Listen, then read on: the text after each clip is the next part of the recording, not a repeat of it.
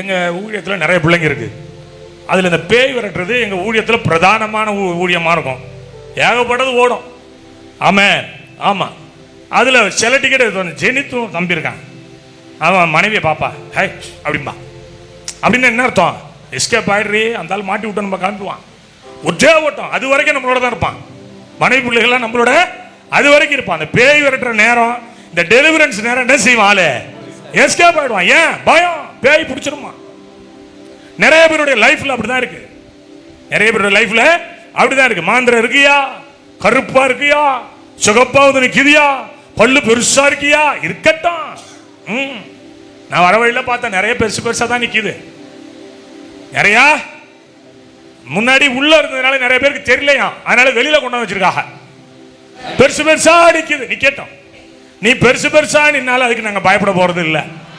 சொல்லுங்க வாய் திறந்து. நீ எந்த தாண்டி பல்லு இத்தாண்டி இருக்கு, இத்தாண்டி பல்லு இருக்கு. சோத்திரம். நாக்கு இத்தாண்டி நீட்டிட்டு தொங்குது. அல்லேலூயா. நீ எப்படி இருந்தாலும் நாங்க அதுக்கு என்ன செய்ய போறது கிடையாது.